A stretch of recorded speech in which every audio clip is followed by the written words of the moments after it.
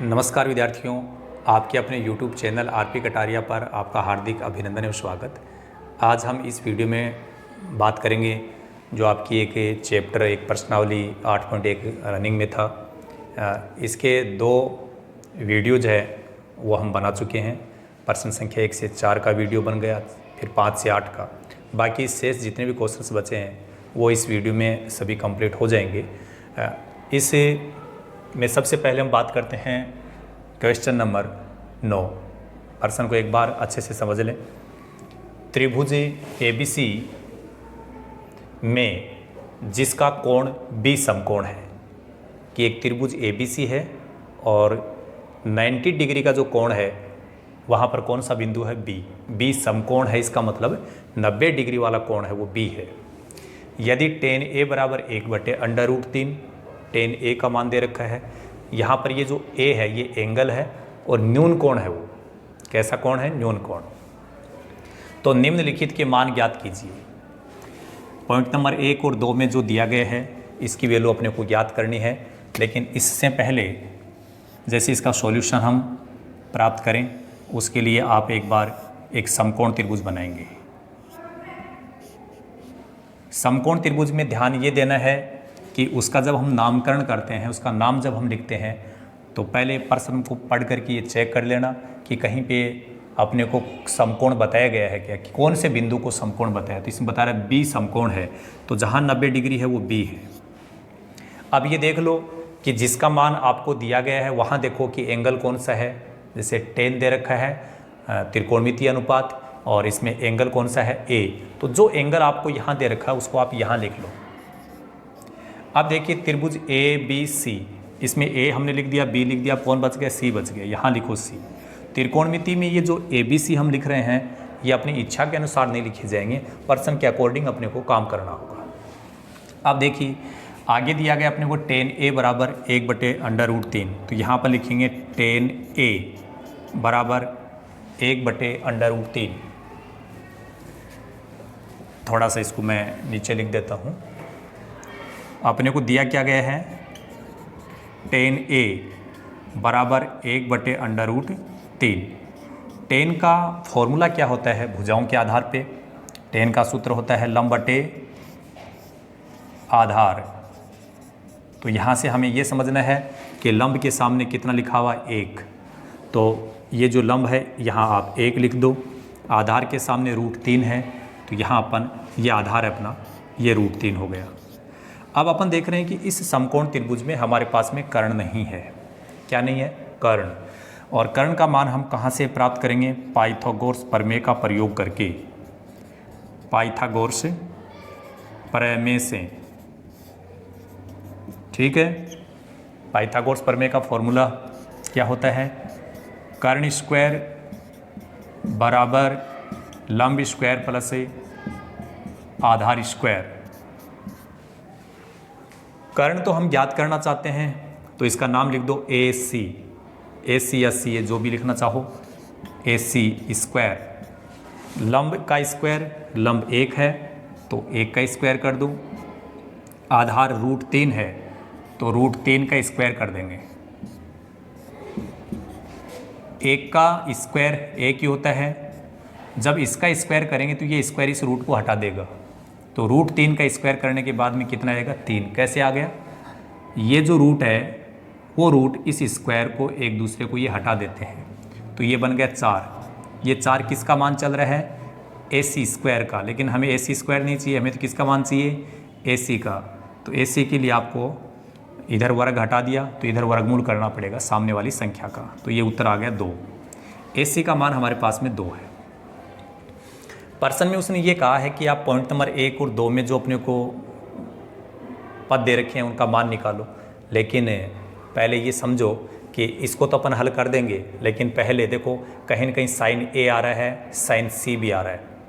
चाहे पॉइंट 1 में देख लो, 2 में साइन A साइन C, और कहीं पे आ रहा कोस A कोस C। तो अपन कोण A के लिए एक तो साइन का मान निकालेंगे और एक कोस का, फिर कोण C के लिए मान निकालेंगे। तो यहाँ पर थोड़ा सा इस प्रकार से आप बता देंगे कि कोण A के लिए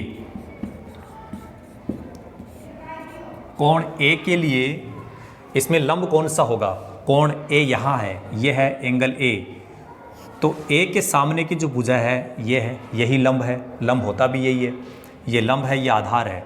तो कोण ए के लिए लंब है कितना, 1, आधार कितना है, √3। ठीक है, कर्ण लिखने की ज़रूरत नहीं है क्योंकि कर्ण तो चेंज नहीं होता है, किसी भी कोण के लिए बात करना, कोण जो कर्ण है वो वैसा ही रहेगा। अब देखिए अपने को एक तो प्राप्त करना है साइन ए और एक प्राप्त करना कोस ए, क्योंकि इन दोनों पॉइंट्स को जब आप ध्यान से देखोगे तो कहीं न कहीं साइन ए आ रहा है, देखो ये रहा साइन ए, एक कोस ए भी आ रहा है, ये रहा कोस ए, इसमें भी आपको साइन ए भी मिल रहा है, कोस ए भी मिल रहा है, तो दोनों पॉइंट में आपको साइन ए और कोस ए मिल रहा है। इसका मतलब पहले इनका मान निकालो। साइन का सूत्र क्या होता है, लंब बटे कर्ण, और कोस का सूत्र होता है आधार बटे कर्ण। यहाँ से आप देख रहे हैं कि लंब 1 है, तो ये लंब हो गया 1, और कर्ण यहाँ पर 2 है, तो कर्ण की जगह 2 लिख दो, ये हो गया साइन का मान। आधार √3 है, और कर्ण तो 2 ही है। ठीक है, जैसे हमने कोण ए के लिए बात की वैसे ही हम कोण सी के लिए भी बात करेंगे, क्योंकि इसमें कहीं न कहीं एंगल में सी भी आ रहा है। ठीक है, तो लिखेंगे कोण सी के लिए, कोण सी के लिए लंब और जो आधार है वो चेंज हो जाएंगे। यहाँ जो लंब और आधार थे वो आपस में इंटरचेंज होंगे, जो आधार है वो लंब की जगह लिखा जाएगा, लंब है वो आधार की जगह। क्यों, क्योंकि एंगल सी यहाँ बना हुआ है। अब आप देखिए इसमें सी के सामने की भुजा कौन सी है, ये है, तो ये आपका लंब होगा, और यहाँ देखो आधार बता रखा है, तो इसमें जो आधार है वो तो बन जाएगा लंब, और जो लंब है वो बन जाएगा आधार। यहाँ से देख लो कोण सी के लिए ये इसके सामने की भुजा ये है, तो ये लंब है, ये आधार है। आराम से देख के लिख दो कि लंब √3 आधार 1 है।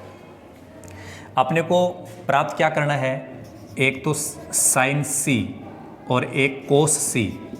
तो साइन सी और कोस सी एंगल चेंज हुआ है लेकिन सूत्र तो वही रहेगा। साइन का सूत्र क्या होगा, लंब बटे कर्ण होगा। तो यहाँ पर लंब कितना है, √3, और कर्ण कितना है, कर्ण तो 2 ही है, कर्ण तो चेंज होगा ही नहीं। तो यहाँ से देख लो कर्ण 2, कर्ण की जगह 2 लिखा हुआ है। फिर कोस का सूत्र क्या है, आधार बटे कर्ण, इसमें आधार कितना है, 1 लिख दो। कर्ण कितना है, कर्ण तो 2 ही है, यहाँ देखो, यहाँ कहीं देखो चाहिए। इतना काम करने के बाद एक बार यहाँ तक की बात समझ लो एक बार फास्ट। समकोण त्रिभुज का सहारा लेना है अपने को, उसमें बिंदु बी को 90 डिग्री वाला कोण बताना है, और जो अपने को tan A दे रखा वहाँ पर जो एंगल आ रहा है वो यहाँ लिख देंगे, बाकी बच के वो यहाँ लिख देंगे। और इसमें तीनों भुजाओं में से अपने पास में कर्ण नहीं था, जिसका मान हमने पाइथागोरस प्रमेय से निकाल लिया। अब आपको जिसका मान निकालना है वहाँ अपने को ये समझना है कि अपने को कौन कौन से त्रिकोणमितीय अनुपात दिए गए हैं। कहीं न कहीं साइन ए भी है, कोस ए भी है, ठीक है, साइन सी भी है, कोस सी भी है। तो पहले इनके मान निकालो। तो पहले कोण ए के लिए बात करो। कोण ए के लिए लंब ये है, आधार ये है, लिख लो, ठीक है। और कोण सी के लिए ये लंब है और ये आधार है। न्यून कोण के सामने की भुजा लंब होती है, ठीक है, तो ये लंब है। कर्ण तो जो है वो है ही। अब हम क्या करेंगे, साइन ए और कोस ए का मान निकालेंगे। सूत्र आपको पता है ही, लंब बटे कर्ण, आधार बटे कर्ण। लंब यहाँ से देखो, आधार यहाँ से देखो, कर्ण ये रहा। इनका मान रख करके इनको सरल कर लो। और अब हम पहले पॉइंट की बात करेंगे। जैसे पहले पॉइंट में अपने को क्या दिया गया है, ये आपका पहला पॉइंट है, साइन ए कोस सी प्लस कोस ए साइन सी। जल्दबाजी बिल्कुल नहीं करनी। साइन ए का मान आराम से देखना, साइन ए के सामने 1/2 लिखा हुआ है, तो ये 1/2 हो गया। साइन ए इसके साथ गुणा है तो गुणा का चिन्ह लगाएंगे। कोस सी, यहाँ कोस ए है, ये कोस सी नहीं है। कोस सी आपको यहाँ मिल रहा है। कोस सी का मान 1/2 प्लस कोस ए, ये रहा कोस ए। कोस ए का मान √3/2। साइन सी, ये रहा साइन सी। साइन सी का मान √3/2। ये दोनों संख्याएं सरल हैं, गुणा हो रही है, तो इनको हम सरल करेंगे कैसे? अंश वाली संख्या को अंश से गुणा कर दो 1, 2 को 2 से गुणा कर दो 4, प्लस √3 को √3 से गुणा करेंगे तो 3 बनेगा, क्योंकि √3 2 बार आ रहा है, तो जैसे इसके ऊपर स्क्वायर लगाएंगे तो रूट को हटा देगा, तो इसका उत्तर कितना आएगा? 3। और याद कर लो, √3 को √3 से गुणा करेंगे 3 आएगा, रूट हट जाता है। √5 को √5 से गुणा करेंगे तो 5 आएगा। ऐसे ही देखो, 2 को 2 से गुणा करो 4, ठीक है। इसका एलसीएम ले लो, एलसीएम लेकर के सरल कर लो, इसका उत्तर हो गया 4/4 बराबर 1। इसको आप डायरेक्ट भी समझ सकते थे, 1/4 का मतलब होता है 1 पाव और 3/4 का मतलब होता है 3 पाव। आपको सबको पता है कि 1 पाव और 3 पाव जब मिलेंगे, जुड़ेंगे, तो उसका मान कितना आएगा? 1 आएगा। तो आप बिना एलसीएम लिए भी इसको समझ सकते थे। जिस प्रकार से आपने पॉइंट नंबर 1 प्राप्त किया, ऐसे ही हम पॉइंट नंबर 2 प्राप्त करेंगे। पॉइंट नंबर 2 में देखिए, cos A into cos C minus sin A sin C, ये आपका पॉइंट नंबर 2 है। cos A का मान यहाँ से देख करके लिख दो, √3/2। cos C का मान यहाँ आ रहा है 1/2, sin A का मान 1/2 गुणा sin C का मान ये रहा √3/2। अंश वाली संख्या अंश से गुणा कर दो, √3, 2 को 2 से गुणा कर दो 4, इनको गुणा करेंगे √3/4। सिंपल काम है, जितना प्लस का है उतना ही माइनस का है, तो ये इसको काट देगा। भाई 2 है और 2 में से 2 ही घटाएंगे 0 आता है, ठीक वैसे ही इसमें से ये घटेगा। सेम संख्या है तो किसी संख्या में से यदि उसी संख्या को घटाते हैं तो उत्तर क्या आता है? 0। ये आपका इस प्रश्न का जवाब कंप्लीट होता है। प्यारे विद्यार्थियों, जिन्होंने भी अभी तक हमारे चैनल को सब्सक्राइब नहीं किया, सब्सक्राइब ज़रूर कर लें और लाइक करना ही है, कमेंट भी करना है, जहाँ तक संभव है अधिक से अधिक उसको शेयर भी ज़रूर कीजिएगा, ताकि हर ज़रूरतमंद तक इसकी पहुंच सुनिश्चित हो सके। चलिए, यहाँ अब हम प्रश्न संख्या 10 की बात करेंगे। प्रश्न संख्या जो 10 है, ठीक वो भी ऐसे ही होगा। मुझे लगने लगा है कि मैं जिस अंदाज से आप लोगों को बता रहा हूँ, शायद क्या कन्फर्म ही बोल सकते हैं, आप लोगों को ये ट्रिग्नोमेट्री है ना अच्छे से समझ में आ गई, और आई है या नहीं आई है। जिसने भी वीडियो देखा है, जो वीडियो हमारे देख रहे हैं, वो हमारे कमेंट बॉक्स में जाकर के ज़रूर बताइएगा। चलिए आगे बढ़ते हैं। प्रश्न संख्या 10, इसमें प्रश्न संख्या जो 10 है वो क्या है, एक बार मैं आपको बता दूं। त्रिभुज PQR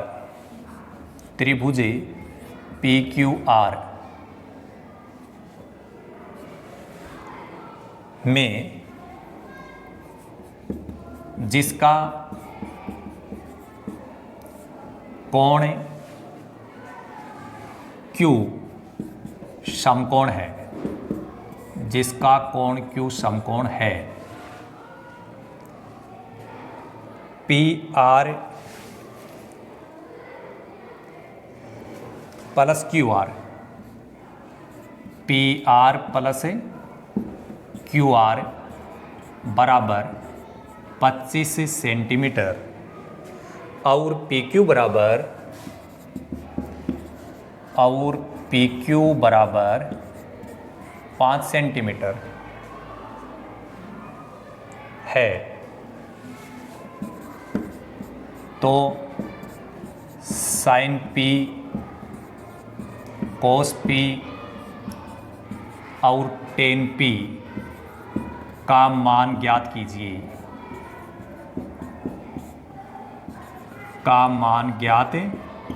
कीजिए, सबसे पहले क्या करना होगा हमको, एक समकोण त्रिभुज बनाना है। समकोण त्रिभुज बनाते बनाते हम लोगों को काफ़ी टाइम हो गया, पता चलने लग गया कि ये तो आ ही रहा है। 8.1 की एक्सरसाइज में एक रामबाण प्रोसेस है, ये रामबाण मेथड है। इस मेथड से सभी टाइप के, इस टाइप के अन्य क्वेश्चन किसी भी एक्सरसाइज में हो वो सब कंप्लीट हो जाएंगे। त्रिभुज PQR, तो त्रिभुज पी क्यू आर तो है, लेकिन उसका नाम जल्दबाजी नहीं करनी है। कौन समकोण है पहले तो ये निश्चित करो, क्यू, तो जहाँ 90 डिग्री उसको क्यू बताओ। फिर ये देखो कि अपने को जहाँ पूछा गया है वहाँ पर एंगल कौन सा आ रहा है, पी आ रहा है, तो पी को आप यहाँ लिख दो, ठीक है। अब पी यहाँ लिख दिया, क्यू यहाँ लिख दिया, तो ये आर बच गया, आर यहाँ लिख दो। अपने प्रश्न में और क्या दिया गया है कि अपने को प्रश्न में ये बता रखा है कि P R plus Q R इन दोनों का मान 25 सेंटीमीटर है योग। ये नहीं पता पी आर कितना है, क्यू आर कितना है। कोई बात नहीं, हम क्या करेंगे, मान लेंगे कि माना इन दोनों में से किसी एक को मान लेंगे। मान लीजिए हमने पी आर को मान लिया अक्ष सेंटीमीटर। यदि मैं पी आर की जगह अक्ष लिखूं तो फिर क्यू आर का मान निकाल लो यहाँ से। तो पी आर की जगह अक्ष लिख देंगे, क्यू आर अपन ज्ञात कर लेंगे, बराबर में 25 दिया गया। एक बार फिर समझ लो, ये स्टेप अपने को प्रश्न में दी गई है। अब वहाँ से देख लीजिए P R plus Q are बराबर 25 सेंटीमीटर। कह रहा है पी आर और क्यू आर। पी आर कौन है, देखो ये रहा पी आर, ये है क्यू आर। इन दोनों भुजाओं का योग 25 बता रखा है, लेकिन ये नहीं बताया कि पी आर का मान कितना है और क्यू आर का मान कितना है। तो किसी न किसी एक को अपने को मानना होगा। मान लीजिए पी आर को हमने अक्ष मान लिया। अब पी आर को अक्ष मान लिया तो जहाँ पी आर है वहाँ तो अक्ष लिख दो और इस पूरे सेंटेंस को ऐसा कैसा इस स्टेप को उतार दीजिए। तो पी आर की जगह हमने अक्ष लिख दिया प्लस क्यू आर बराबर 25। यहाँ से हम क्यू आर का मान निकाल लेंगे। क्यू आर का मान हो जाएगा 25, ये अक्ष इधर पक्षांतर हो जाएगा 25 माइनस अक्ष सेंटीमीटर। साथ साथ में आपने को प्रश्न में पी क्यू का मान भी दिया गया है। पी क्यू का मान दे रखा है 5 सेंटीमीटर। तो आप आराम से देख के लिख दीजिए कि आपने पी आर को अक्ष मान लिया, ये पी आर क्या है, अक्ष है। और क्यू आर को कितना लिखा है, 25 माइनस अक्ष, ये है क्यू आर। इसकी जगह लिख दो 25 माइनस अक्ष। पी क्यू बच गया, ये रहा पी क्यू का मान 5। यहाँ पर देखो तीनों भुजाएं हमारे पास में है ज़रूर, लेकिन यहाँ एक अज्ञात राशि आ रही है अक्ष।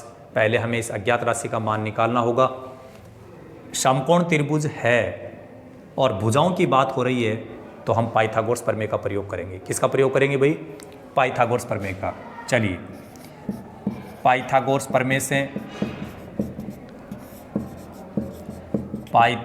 प्रमेय से सूत्र याद हो गया, कर्ण स्क्वायर बराबर लंब स्क्वायर प्लस आधार स्क्वायर। यहाँ पर जो कर्ण है उसकी जगह अक्ष लिखा हुआ तो यहाँ लिख दीजिए अक्ष स्क्वायर। लंब की जगह लिखा हुआ 25 माइनस अक्ष, तो 25 माइनस अक्ष का होल स्क्वायर प्लस आधार की जगह 5 है तो 5 का स्क्वायर।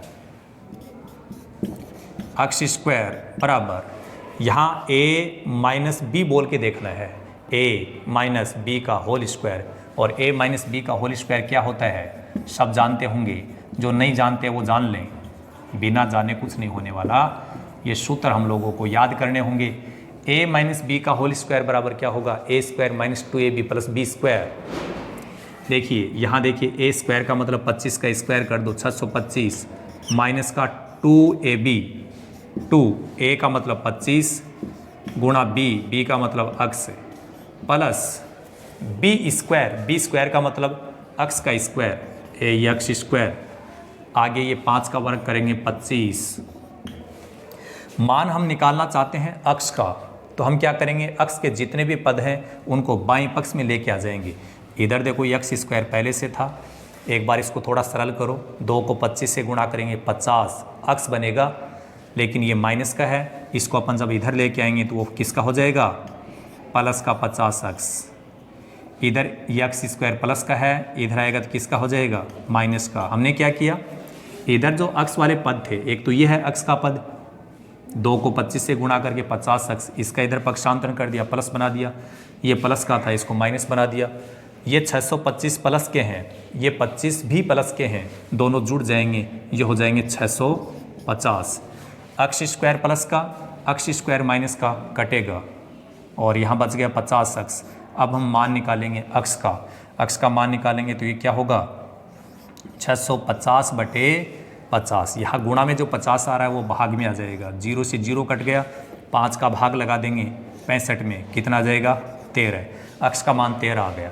ये अपन यूज़ ले लेंगे, ये बात अपने को थोड़ी समझनी है, ठीक है, कि अक्स का मान हमारे पास में कितना आ रहा है भाई, 13 आ रहा है।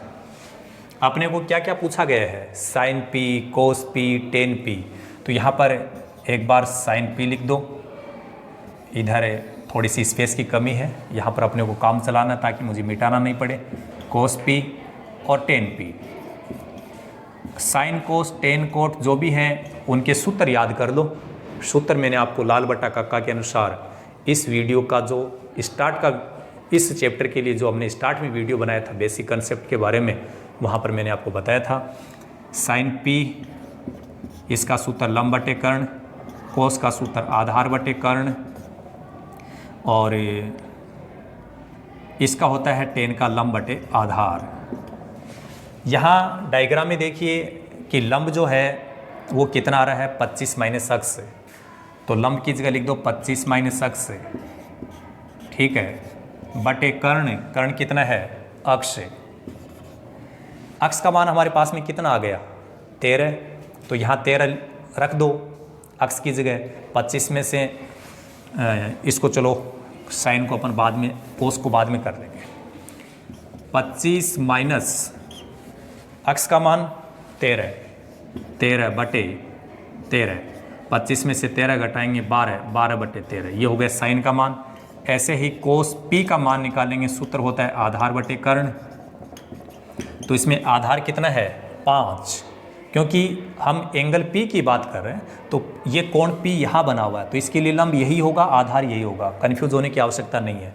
तो ये क्या है, आधार, कर्ण अक्ष है, तो ये हो गया 5 बटे अक्ष, और अक्ष का मान हमने कितना निकाल लिया, 13, ये हो गया 5 बटे 13। ऐसे ही आप एक टेन पी का मान निकालेंगे। टेन पी का मान मैं आपके लिए यहाँ लिख देता हूँ। टेन पी का सूत्र, टेन का सूत्र क्या होता है भाई, लंब बटे आधार। लंब ये रहा 25 माइनस अक्ष बटे आधार, आधार में कितना आ रहा है 5, अक्ष का मान हमने कितना निकाला था 13, तो ये हो जाएगा 25 माइनस 13 बटे 5, यहाँ हो गया 12 बटे 5, और ये आपका टेन पी का।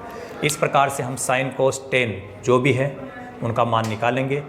एक बार इस वीडियो को अंत तक ज़रूर देखिएगा, और एक फिर भी यदि आपको कहीं सस्पेंस है तो एक बार पुनः पुनरावृत्ति करते हुए ध्यानपूर्वक आप इसको देखेंगे, और जो मैंने बताया उसको नोट कर लें, क्योंकि नोट करोगे तो आपको ये अच्छे से समझ में आएगा, और उसके बाद में हम उसको क्लियर कर चुके होंगे, निश्चित रूप से आपको त्रिकोणमिति समझ में आ गई जाएगी। अब देखिए, अब हम प्रश्न संख्या 10 तक बात कर चुके हैं, और इस एक्सरसाइज का अंतिम प्रश्न 8.1 की जो एक्सरसाइज है उसके लिए हम अंतिम प्रश्न की बात करेंगे।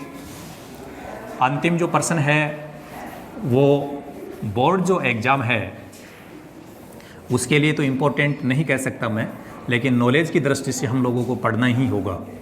चलिए अब हम बात करते हैं प्रश्न संख्या 11 में ये बोला गया है कि नीचे जितने भी कथन दिए गए हैं उसमें सत्य या असत्य कौन सा है, कि कौन सत्य है कौन असत्य है, जो सही बात होगी वो सत्य, जो गलत बात होगी वो असत्य, किसको कहें। अब पहले पॉइंट की बात करता हूँ। पहले पॉइंट में हमें बताया गया है कि टेन ए का मान सदैव 1 से कम होता है। टेन ए का मान सदैव 1 से कम होता है। अब ये बात सही है या गलत है, इसके लिए मैं आपको अभी चेक करके बताता हूँ। ये असत्य होगा। क्या है ये? असत्य। कैसे? देखो बताऊँ आपको। जैसे मान लीजिए समकोण त्रिभुज हम बनाते हैं, यहाँ टेन ए के लिए बात हो रही है। ये मान लीजिए अपना न्यून कोण ए है। टेन का सूत्र क्या होता है? टेन का सूत्र होता है लंब बटे आधार। अब यदि लंब है वो लंब आधार से बड़ा है, मान लीजिए लंब, जैसे यहाँ 2 लिख दूँ मैं, यहाँ 1 लिख दूँ, तो लंब क्या हो गया? आधार से बड़ा। तो बताइए लंब बटे आधार में जब लिखूँगा तो इसका उत्तर कितना आएगा? 2/1। इसका उत्तर 2 आ गया। आ गया कि नहीं आ गया? तो ऐसा तो हो सकता है कि लंब आधार से बड़ा हो सकता है, और लंब जब आधार से बड़ा होगा तो इसका मान हमेशा 1 से बड़ा आएगा, चाहे कितना भी हो। और इसने तो ये कहा है कि हमेशा 1 से कम होगा, तो इसकी बात गलत हो गई। ठीक है, तो ये बात है, जब जब लंब आधार से बड़ा होगा तब तब इसका मान 1 से अधिक होगा, चाहे भले कितना भी हो। इसका मतलब इसने जो बात बोली है वो बात गलत है। ठीक है, अब जैसे अपन पॉइंट नंबर 2 की बात करें, पॉइंट नंबर 2 में बोला कोण ए के किसी मान के लिए, कोण ए के किसी मान के लिए सेक ए बराबर 12/5 सत्य है या असत्य है। भुजाओं के आधार पर सूत्र हम पढ़ चुके हैं। सेक का सूत्र क्या होता है आपको पता होगा, कर्ण बटे आधार। और क्या जानते हो आप कि किसी समकोण त्रिभुज में कौन सी भुजा सबसे बड़ी होती है? सबसे बड़ी भुजा होती है कर्ण। आधार और लंब कर्ण से हमेशा छोटे होते हैं। इसमें अपने को कह रहा है कि ए के लिए हमेशा ऐसा ही होगा। आप तो ये देखो कि हमने सेक का सूत्र लिखा कर्ण बटे आधार, तो ये कर्ण है, ये आधार है, और कर्ण हमेशा आधार से बड़ा ही होता है। 12/5 से मतलब नहीं अपने को, 12/5 की जगह तो कुछ भी हो सकता था, लेकिन ये 12 किसका काम कर रहा है? कर्ण का। और ये 5 किसका काम कर रहा है? आधार का। तो बोलो कर्ण आधार से बड़ा है या नहीं है? है। और हम जानते हैं कर्ण तो हमेशा आधार से बड़ा ही होता है। इसका मतलब ये सत्य है। क्या है भाई? सत्य है। ठीक है, ऐसे ही हम नेक्स्ट पॉइंट्स की बात करेंगे। पॉइंट नंबर 3, 4 बहुत सिंपल बातें हैं, ज़्यादा इसको सीरियस लेने की आवश्यकता नहीं है।